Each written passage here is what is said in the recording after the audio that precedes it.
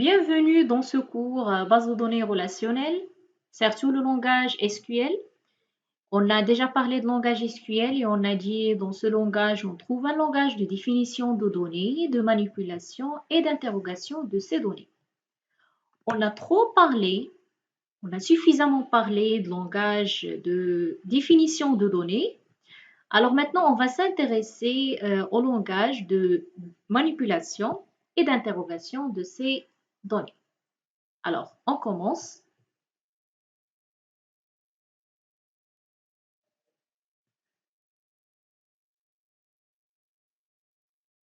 On commence par une petite définition de ces deux langages. Comme leur nom l'indique, abréviation de langage manipulation d'interrogation des données. Bien sûr, la matière première, notre matière première, c'est données. Donc, on a des données qui sont structurées. Et lorsqu'on dit des données structurées, ça veut dire on parlera d'une base de données relationnelle. Alors, l'objectif, c'est quoi? C'est de manipuler, d'interroger ces données. On a plusieurs données, on veut du sens. Pour avoir du sens, pour avoir de l'information, on va poser des questions à cette base de données. On va manipuler ces données. Donc, c'est ça notre objectif. Donc, et pour ce faire, on va se baser sur ce qu'on appelle l'algèbre relationnelle. Donc, l'algèbre relationnelle, c'est la méthode qu'on va expliquer dans cette séance et qu'on va utiliser dans notre requête par la suite. Bien sûr, en utilisant toujours le langage SQL. À noter que l'algèbre, pourquoi l'algèbre relationnelle? Parce qu'il permet une vision qui est ensembliste des tables et des enregistrements. Les relations, ce sont des tables et les enregistrements, c'est en fait les occurrences, les intuples de chaque table. Alors, dans l'algèbre relationnelle, on a plusieurs opérations relationnelles. Généralement, l'objectif de ces opérations relationnelles, c'est d'avoir une relation à partir de plusieurs relations. Alors, comme vous avez dans l'exemple ici, vous avez plusieurs relations. Au départ, relations 1, 2 et 3. Vous avez plusieurs relations, R1, 2, 3 jusqu'à N. Et on va utiliser ces relations en utilisant ce qu'on appelle une requête, qui en fait c'est une opération, c'est une expression de l'algèbre relationnelle pour avoir une nouvelle relation résultante qui répond à une question, qui répond à un besoin de l'utilisateur de cette base de données. Alors, parlons de ces opérations relationnelles. Généralement, on distingue entre trois catégories d'opérations relationnelles.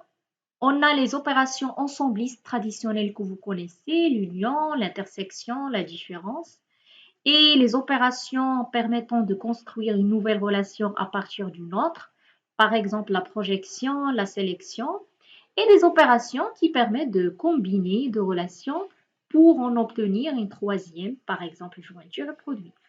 Donc, pour la première et la troisième, ce sont des opérations entre deux relations ou bien plus.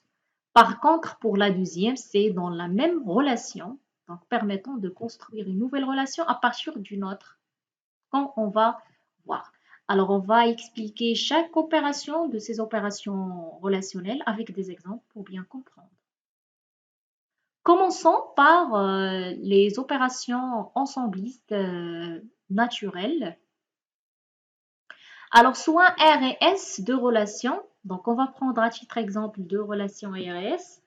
Du même schéma, ça veut dire la même structure de relation, ça veut dire les mêmes attributs, etc. Donc, c'est ça, même schéma. On parle schéma relationnel. Alors, pour parler des opérations ensemblistes, donc ces deux relations doivent avoir le même schéma. Donc, la réunion, ou bien l'union de R et S, notez R union S, l'ensemble des tuples qui figurent dans l'une ou l'autre. Donc, c'est le ou logique en fait. L'union, c'est le ou entre le R et le S.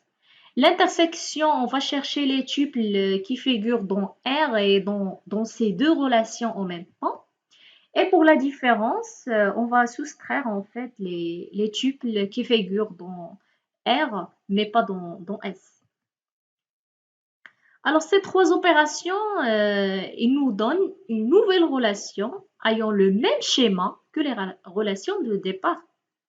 Donc on travaille sur les tuples plus que les attributs dans ces opérations. Alors on va voir des exemples. On a ces deux relations qu'on vous avez. Donc on a deux relations R et S. Donc même schéma, ça veut dire les mêmes attributs. Donc X, Y, Z, X, Y, Z sont des attributs. Et bien sûr, c'est les autres éléments, ce sont les tuples. Voilà le premier tuple, le deuxième et le troisième. Et ici pour S, on a seulement deux enregistrements. Alors, on commence par la première opération. L'union R et S, ça va nous donner une relation qui a le même schéma avec les mêmes attributs X, Y et Z et qui contient les tuples des deux relations. Donc, vous avez constaté que les deux relations ont un tuple ou bien un enregistrement qui est en fait en commun. Donc, c'est celui-là. Donc, on ne va pas le répéter deux fois. Donc, ça serait une redondance. Donc, on ne va pas le répéter, mais on va choisir les enregistrements ou bien les tuples des deux tables, des deux relations, de telle sorte d'éliminer les redondances, à ne pas répéter les enregistrements qui figurent déjà dans les deux tables. Donc, pour l'intersection, à votre avis, essayez de réfléchir, essayez de trouver la réponse. Alors, pour l'intersection, ça serait les tuples. Alors, je vous rappelle que c'est les tuples ou bien les enregistrements qui figurent dans les deux tables. Donc, c'est en fait, c'est un seul enregistrement, c'est celui-là, ABC. Donc, voilà. Et pour la différence, on va chercher les enregistrements ou bien les tuples qui figurent dans R et pas dans S. Donc voilà, on va soustraire les enregistrements qui figurent dans, c'est le résultat, on a les enregistrements qui sont dans R, mais pas dans S. Donc le seul qui est en commun, c'est cet enregistrement-là, ABC. Donc on va l'éliminer pour trouver le résultat d'intersection. L'inverse, donc ça va donner quoi? Ça va donner l'enregistrement qui reste. Donc voilà. Donc j'espère que c'est clair, c'est facile. Ce sont des opérations ensemblistes que vous avez déjà, que vous connaissez déjà.